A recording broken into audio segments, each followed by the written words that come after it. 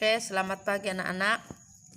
Kita lanjutkan kembali materi kita di konfigurasi elektron dan bilangan kuantum.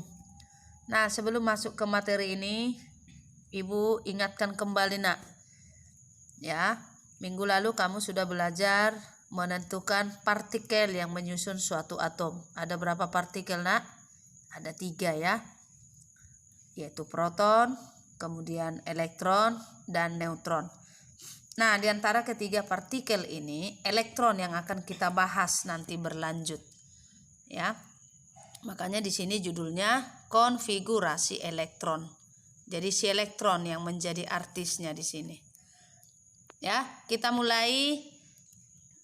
Yang pertama itu apa definisi konfigurasi elektron? Jadi konfigurasi elektron ini saya singkat dengan konvel, yaitu penataan elektron yang dimiliki oleh suatu atom di dalam kulit-kulit atom. Jadi sesuai dengan model atom Bohr yang terakhir, waktu kita membahas perkembangan model atom, dikatakan bahwa elektron itu bergerak mengelilingi inti. Elektron itu berada di kulit. Nah, jadi karena elektron berada di kulit, maka tentu harus kita susun atau kita tata. Jadi sama seperti anak-anak kami, waktu kamu masuk di SMA Negeri 21, maka seluruh jumlah siswa kelas 10 itu kan ditata. Ya, ada di kelas 10 IPA 1, 10 IPA 2 dan seterusnya, demikian juga dengan 10 IPS. Nah, hampir sama dengan ini nak. Jadi elektron yang dimiliki oleh suatu atom itu ditata pada kulit-kulit atom. Nah, jadi kulit-kulit atom ini Ibu gambarkan ya. Perhatikan, Ibu gambarkan ini seperti sebuah lingkaran. Jadi menurut model atom, kalau di sini ada inti atom, inti itu berarti berada di tengah ya. Berada di tengah. Maka inti ini dikelilingi oleh elektron di dalam kulit-kulit atom. Nah, jadi kamu bayangkan ini sudah bulat ya nak, karena Ibu nggak pandai menggambar. Nah, jadi lingkaran itu saya gambarkan ini yang di sebelah kiri. Nah, di sini ada dia inti yang di tengah. Yang paling dekat dengan inti disebut dengan kulit pertama atau kulit K. Ya, jadi boleh dengan angka 1, 2, 3 dan selanjutnya. Boleh juga dengan menggunakan nama kulit K, kulit L, kulit M, kulit N dan seterusnya. Begitulah penamaan kulit atom. Nah, jadi konfigurasi yang kita bahas pada saat ini yaitu konfigurasi berdasarkan kulit ya. Karena nanti bagian selanjutnya ada lagi konfigurasi berdasarkan subkulit. Oke, jadi nama-nama kulitnya sudah harus bisa dihafal ya, kulit K, L, M dan seterusnya. Ya, nah kita lanjutkan. Yang kedua, ya bagaimana kita menata elektron yang dimiliki oleh suatu atom itu tadi. Jadi kita tata dia pada masing-masing kulit. Ya, perhatikan. Sebelum kita menata, kita lihat dulu aturan ya, yaitu jumlah maksimum elektron yang berada di setiap kulit ya, itu ada aturannya, yaitu berdasarkan rumus matematika 2n². Jadi inilah rumus menentukan jumlah maksimum di setiap kulit nanti. Jadi di kulit pertama atau kulit K berarti itu kita isi 2 kali 1². Jadi maksimum ada 2 elektron. Di kulit L nanti berarti 2 kali 2², maksimum ada 8. Di kulit ketiga maksimum 18. Di kulit keempat maksimum 32 dan seterusnya. Ya. Itulah jumlah maksimum yang harus kita isi di dalam masing-masing kulit. Nah, selanjutnya ya, kita lihat contoh. Ya. Bu ambil di sini contoh pertama, atom O, nomor atomnya 8. Ya, jadi sesuai langkah-langkah kita pertama tadi, maka pertama sekali kamu tentukan dulu jumlah elektron. Berapa jumlah elektron yang dimiliki oleh atom O? Jika nomor atomnya 8, maka jumlah elektronnya ada 8. Nah, kita isilah pada masing-masing kulit sesuai aturan yang pertama tadi. Ya, kita isi mulai dari kulit K. Berapa yang kita isi di kulit K? Berarti 2 elektron. Lanjut ke kulit L. Berapa elektron? Sisanya ada 6. Maka konfigurasinya kita tulis 26. Perhatikan, ini tidak pakai koma, tidak pakai titik, jadi pakai jarak aja. 26. Karena tadi 8 elektron yang mau kita tata ya, Nak. Oke, contoh yang kedua, Ibu ambil misalnya atom Cl dengan nomor atom 17. Nah, kita tentukan dulu berapa jumlah elektron yang dimiliki oleh atom Cl. Ya, sesuai dengan nomor atom. Minggu lalu kamu sudah bisa menentukan berapa proton, elektron, dan neutron. Nah, dalam hal ini hanya elektron yang saya tanya. Berapa elektronnya, Nak? 17. Nah, mari kita susun. Ya, di kulit K kita tuliskan berapa? 2. Di kulit L kita tuliskan berapa? Ingat, di kulit L maksimum 8. Jadi masih bisa 8. Nah, ini sudah 10. Berapa lagi yang harus kita susun, Nak? 7 lagi. Berarti kita lanjut itu di kulit apa? Di kulit M. Jadi 17. Maka konfigurasinya kita tulis 2, 8, 7. Ya. Yang keempat, Ibu coba untuk atom kalium dengan nomor atom 19. Ya, berapa jumlah elektron yang kita tata? Berarti ada 19 ya, Nak. Nah, kita isi di kulit K berapa Ibu tulis? 2. Di kulit L berapa? 8. Di kulit M berapa yang Ibu isi ini? Ini 19, ini 2, 8 berarti 10. Berarti di kulit M berapa? 9. Nah, tapi ini konfigurasinya salah, Nak. Mengapa? Karena tadi di aturan kita sudah Ibu buat syaratnya bahwa di kulit terakhir itu tidak boleh lebih dari 8. Jadi 9 itu tidak boleh, Nak. Jadi harus berapa?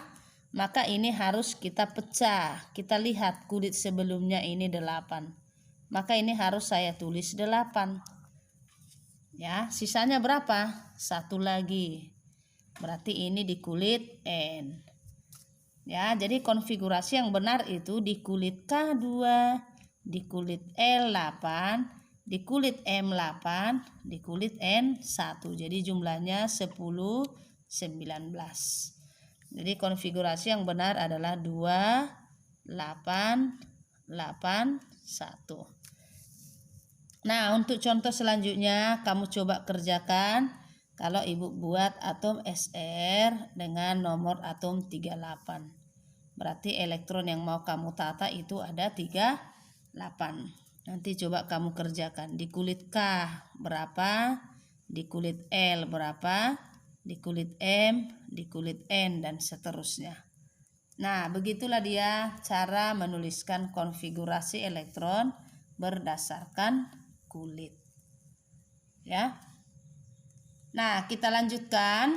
Setelah kamu bisa menuliskan konfigurasi elektron, nanti kita akan lanjutkan yang namanya itu elektron valensi. Apa itu elektron valensi, Nak? Itu jumlah elektron yang terletak pada kulit terluar. Ya. Jadi kamu harus bisa menentukan jumlah elektron valensi ini. Mengapa? Karena elektron valensi ini nanti berperan penting, ya, berperan penting di dalam reaksi kimia, ya, di dalam reaksi kimia. Jadi kamu harus bisa menentukan jumlah elektron valensi. Nah, kita ambil dari konfigurasi kita ini tadi, Nak. Apakah ini bisa kita tentukan jumlah elektron valensinya? Bisa. Oke, bagaimana caranya kita lihat. Ya, tadi Bu katakan bahwa elektron valensi itu adalah jumlah elektron pada kulit terluar.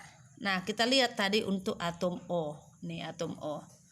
Berapa kulit tadi yang terisi elektron? Nah, 2 kulit, yaitu kulit K, kulit L. Berarti kulit terluarnya itu adalah kulit L. Berapa elektron yang berada di sana? Ada 6. Jadi ini atau ini. Maka itulah yang menjadi elektron valensi. Oke, untuk atom Cl. Ya, untuk atom Cl. Berapa kulit tadi yang terisi elektron? Nah, ada 3. Inilah kulit terluarnya. Berapa elektron yang ada pada kulit terluarnya? Nak, 7. Berarti elektron valensinya 7. Nah, untuk atom K tadi, konfigurasinya tadi 2881. Kulit K, L, M, N. Maka kulit terluarnya adalah kulit N. Berapa elektron yang terisi di sana? Atau berapa jumlah elektron? 1. Maka elektron valensinya 1.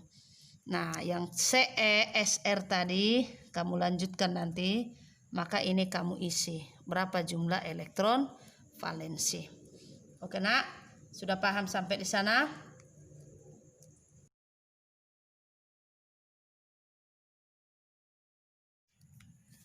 Nah, jadi tadi ya, yang Ibu contohkan itu, inilah dia tabelnya, ya. Jadi nanti kamu pelajari lagi tabel ini, bagaimana menentukan konfigurasi tadi. Nah, perhatikan ada di sini 2 soal lagi yang belum berisi ya, yaitu BA, ya, BA dan CRN. Jadi nanti kamu isi, ya. Oke anak, sudah paham sampai di sana? Nah, selanjutnya kita masuk ke bilangan kuantum. Ya. Bilangan kuantum ini ada 4. Apa itu bilangan kuantum? Kita lihat sejarahnya. Jadi elektron yang mengelilingi inti itu tidak dapat dipastikan atau tidak dapat ditentukan secara pasti. Jadi sama itu, Nak. Kalau saya suruh seorang siswa Ibu, ya, ada sebuah lingkaran, ini sebuah lingkaran, lalu saya suruh anak Ibu ini berada di tengah. Ya, saya suruh berada di tengah, mengelilingi sebuah lingkaran ini. Maka kalau dia terus bergerak mengelilingi lingkaran ini, ya, maka suatu saat saya bertanya, Nak, di mana posisi anak itu? Ya, jadi kalau dia bergerak terus mengelilingi lingkaran itu, maka kita tidak tahu posisi yang pasti. Pada saat sekian detik, pada saat sekian menit, di mana posisi dia secara pasti tidak bisa kita tentukan. Nah, sama halnya dengan elektron. Ya, seperti yang kita katakan tadi, bahwa elektron itu terus bergerak mengelilingi inti atom. Ya, terus bergerak mengelilingi inti atom. Maka posisi elektron itu pada saat mengelilingi inti tidak dapat ditentukan secara pasti. Ya, yang bisa ditentukan itu hanya kedudukannya. Ya, yang pasti dia masih tetap di dalam lingkaran ini. Itulah dia kalau bahasa sehari-hari. Jadi anak yang saya suruh tadi mengitari lingkaran ini, yang jelas dia masih tetap di dalam posisi lingkaran ini. Namun kedudukannya secara pasti tidak bisa kita tentukan. Maka itulah yang disebut dengan bilangan kuantum, ya. Bilangan yang dapat menentukan kedudukan daripada elektron di dalam kulit-kulit atom. Nah, bilangan kuantum ini nanti kita bahas ada 4. Yang pertama itu ada bilangan kuantum utama, disimbolkan dengan N. Perhatikan simbol-simbolnya, Nak. Kalau Ibu buat di sini N kecil, jangan kamu ganti dengan N besar karena berbeda. N besar itu tadi menyatakan nama kulit, yaitu K, L, M, N, dan seterusnya. Tetapi kalau ini N kecil, bilangan kuantum utama disimbolkan dengan N kecil. Itu apa artinya? Bilangan yang menyatakan kulit. Ya, jadi harga N ini menyatakan kulit dari atom. Nah, kembali tadi di awal bahwa kulit pertama itu disebut dengan kulit K, kulit kedua disebut dengan kulit L, kulit ketiga disebut dengan kulit M, dan seterusnya. Jadi kalau N-nya 1, berarti itu menyatakan elektronnya pada kulit K. Kira-kira begitulah artinya. Kalau N-nya sama dengan 2, berarti itu menyatakan bahwa elektronnya berada pada kulit L, dan seterusnya. Ya. Kemudian yang kedua, bilangan kuantum azimut. Ya, bilangan yang menyatakan bentuk orbital 1 atau lebih. Dengan kata lain, ya, dia menyatakan subkulit.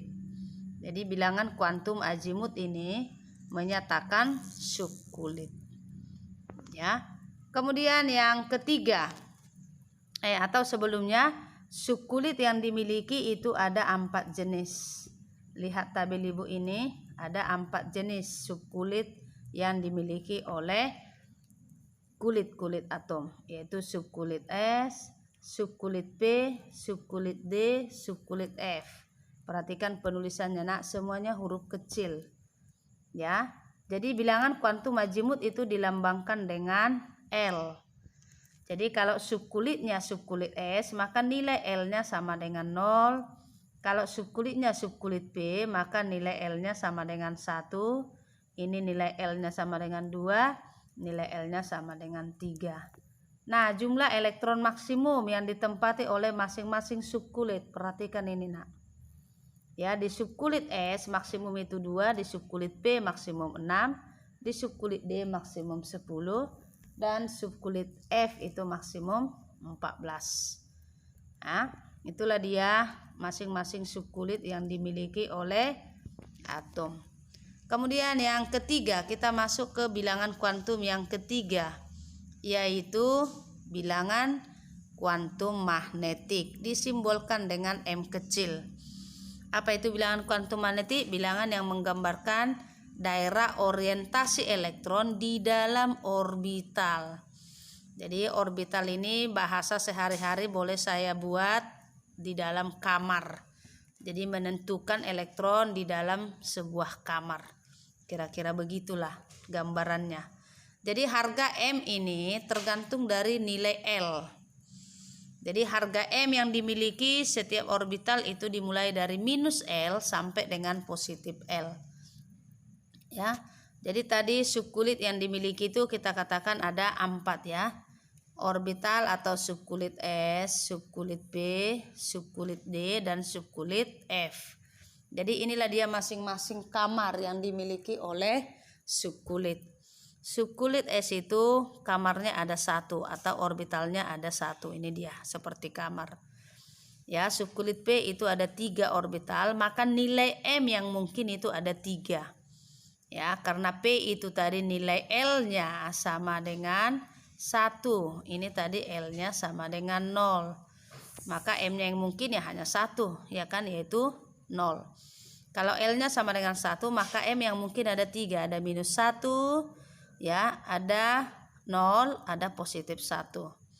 Kemudian untuk orbital D, yaitu L-nya sama dengan 2.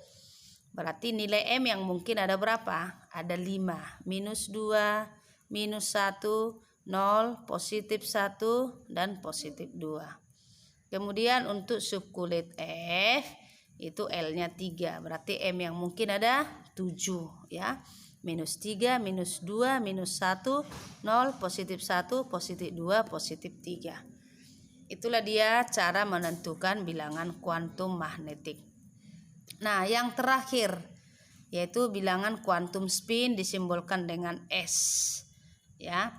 Jadi kalau spin ini hanya 2 nilainya, yaitu ada yang positif setengah, nanti arahnya itu ke atas. Jadi nanti Di dalam orbital itu posisi elektron itu kita gambarkan kira-kira seperti inilah dia. Ya. Jadi yang arahnya ke atas itulah dia yang positif, S setengah. Yang arahnya ke bawah, ya, yang arahnya ke bawah itu dia, ya, yang arahnya ke bawah itu dia yang negatif. Ini dia yang negatif, ini yang positif. Nah, demikianlah dia untuk menentukan harga bilangan kuantum. Oke.